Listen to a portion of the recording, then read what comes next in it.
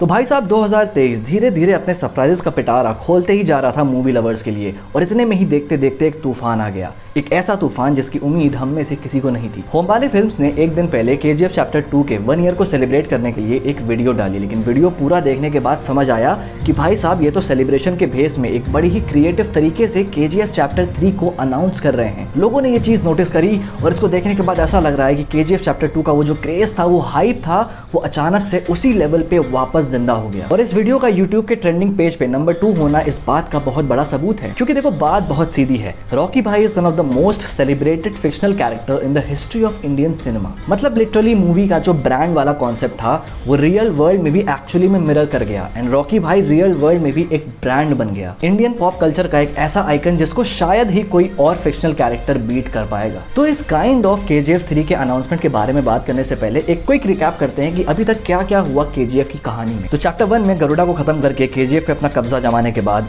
जिनकी नजर KGF पे थी उन्हें रास्ते से हटा के रॉकी ने एक इनडिस्ट्रक्टिबल एम्पायर का निर्माण किया। लेकिन फिल्म के एंड में अधीरा के आखिरी वार ने रॉकी से एक बहुत हैवी टोल एग्जैक्ट कर ली, उसके प्यार को उससे छीन लिया, एंड रॉकी भाई कंप्लीटली आउट ऑफ रेज कुछ ऐसे कदम उठा लेता है जो इवेंचुअली उसके एम्पायर के डाउनफॉल का नतीजा बनता है। बेसिकली रॉकी खुद ही अपने इनडिस्ट्रक्टिबल एम्पायर का डिस्ट्रॉयर बन जाता है, और फिर सारा सोना एक शिप में भर के वो ओशन की तरफ बढ़ता है, जहां पे इंडियन नेवी उसकी शिप पे अटैक कर देती है, एंड देन बूम, गोल्ड और रॉकी दोनों समुद्र के भीतर। और फिर एक पोस्ट क्रेडिट सीन में एक CIA एजेंट रमिका सेन के सामने एक फाइल खोलता है जिसमें रॉकी के उन क्राइम्स की डिटेल्स होती हैं जो उसने कुल 16 कंट्रीज में 1978 से 1981 के बीच में किए। और वहीं दूसरी तरफ उस रॉकी फैन बॉय को एक ड्राफ्ट मिलता है जिसमें KGF चैप्टर 3 लिखा होता है। अब आते हैं अनाउंसमेंट टीजर पे, जो कि शुरू में तो ऐसा लग रहा था कि एक KGF चैप्टर 2 का एक छोटा सा रिकैप है जो कि उसके 1 साल को सेलिब्रेट कर रहा है। लेकिन जैसे जैसे वीडियो आगे बढ़ती है उसमें कुछ ऐसे एलिमेंट्स आते हैं जो कि तुम्हारी आईब्रो रेज करते हैं। सबसे पहले लिख के आता है एक सवाल कि where was Rocky from 1978 to 1981। क्योंकि देखो ये सवाल तो बहुत बड़ा है जो कि एक्चुअली में फिल्म के एंड में हम ऑडियंस के लिए छोड़ दिया जाता है, क्योंकि चैप्टर 2 में ये जो पर्टिकुलर टाइम पीरियड है इसके इवेंट्स को हमारे लिए स्क्रिप्ट कर दिया गया था,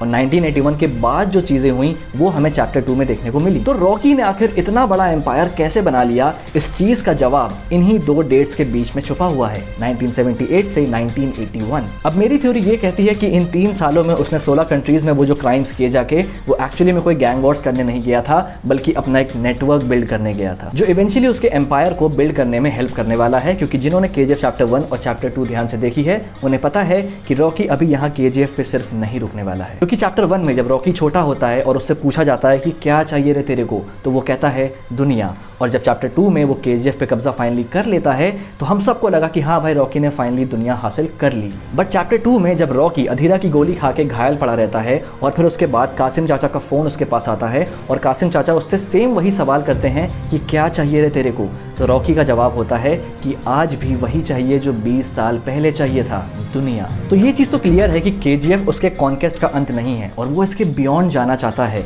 और जो 16 कंट्रीज में उसने जो भी क्राइम्स किए हों या जो भी किए हो जिसकी वजह से वो CIA के रेडार तक में आ गया, ये सब उसकी दुनिया को हासिल करने की तरफ एक कदम है। इनफैक्ट मुझे ऐसा लगता है पर्सनली कि चैप्टर 2 के एंड में जो उसकी शिप डूब जाती है समुद्र में, वो कोई कोइंसिडेंस नहीं था, बल्कि रॉकी के ग्रैंड स्कीम का एक बहुत बड़ा हिस्सा था। क्योंकि रॉकी बहुत टाइम से इसी दिन के लिए गोल्ड जमा किए जा रहा था और इसी वजह से अपने वर्कर्स को भी ओवरवर्क करा रहा था। क्योंकि अधीरा के पहले हमले के बाद से रॉकी को ये रियलाइज हो चुका होगा कि वो अपने एम्पायर को इतनी आसानी से इस स्ट्रेट फॉरवर्ड तरीके से नहीं चला पाएगा। हर कदम पे कभी ना कभी कोई ना कोई दुश्मन आता रहेगा जो कि उसके रास्ते में रोड़े लगाता रहेगा, एंड एट द एंड उसे अंडरग्राउंड होना पड़ेगा अगर वो अपने इस एम्पायर को चैन से चलाना चाहता है। और उसका सबसे अच्छा तरीका है कि तुम दुनिया को कन्विंस करा दो कि तुम मर चुके हो। वर्ल्ड वाइड उसने 16 कंट्रीज में जो भी हुड़दंग मचाई होगी उसके थ्रू वो ऑलरेडी अपने एम्पायर को क्या पता है ग्लोबल लेवल पे ले जा चुका हो। तो उस ग्लोबल एम्पायर का एक छोटा सा हिस्सा जो कि अब KGF है, अगर तबाह भी हो जाता है तो उससे रॉकी को कोई नुकसान नहीं होने वाला। हाँ वो बात अलग है कि उसके दुश्मन खुश जरूर हो जाएंगे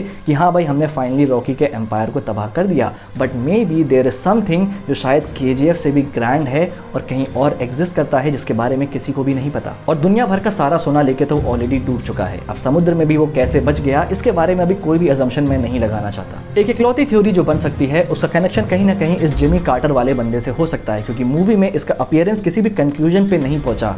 और प्रशांत नील के सिनेमाटोग्राफी की एक बहुत खास बात है कि वो किसी भी एलिमेंट को अपनी मूवी में बिना वजह नहीं डालते। तो अगर कोई कनेक्शन हुआ तो हमें आगे चल के जरूर पता चलेगा, एंड हो सकता है जो इसी यूनिवर्स के की अपकमिंग मूवी है सलार, उसमें हमें कोई ना कोई इसके बारे में हिंट मिले, क्योंकि उसमें रॉकी भाई का कैमियो ऑलमोस्ट कंफर्म्ड है। और फिर इस अनाउंसमेंट वीडियो के एंड में लिख के आता है कि that the promise will be kept, लेकिन फिर नेक्स्ट मोमेंट लिख के आता है was the promise kept with a question mark, और फिर वो क्वेश्चन मार्क तुरंत 3 में कन्वर्ट हो जाता है, जो कि ऑफिशियली इस बात को कंफर्म करता है कि KGF चैप्टर 3 आ रही है। तो चैप्टर 3 के केसेस में 2 ही चीजें हो सकती हैं, आइदर वो एक कंप्लीट प्रीक्वल होगा जो कि 1978 से लेकर 1981 के इवेंट्स को डील करेगा, या फिर हमें प्रेजेंट को भी साथ साथ दिखाया जाएगा, जहां हमको पता चलेगा कि रॉकी जिंदा है, और ये भी दिखाया जाएगा कि आखिर कैसे। अब देखो घूम फिर के फिर वही सवाल आता है कि आखिर रॉकी कैसे जिंदा बच सकता है। आखिरकार उसने अपना प्रॉमिस पूरा तो कर दिया, जो उसने अपनी माँ से कहा था कि दुनिया का सारा सोना आपके पास लेके आऊंगा, आखिर लेके आ तो गया, लेके डूब तो गया उसको। जो चीज बोली थी वो पूरी हो तो गई। पर पहले भी KGF अपने मूवी के एलिमेंट्स को कॉन्ट्रडिक्ट कर चुका है, जहां पहले पार्ट में हमें सुनने को मिला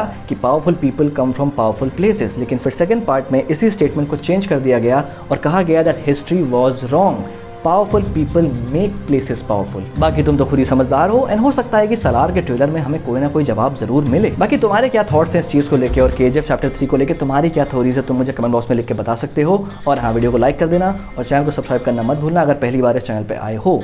और हाँ, मुझे फेसबुक और इंस्टाग्राम पर भी फॉलो कर सकते हो, और जो मैंने बाकी वीडियोज़ बनाई हैं उन्हें भी चेकआउट करना मत भूलना। Till then, this is a pop culture nerd signing off. We'll see you guys in the next video.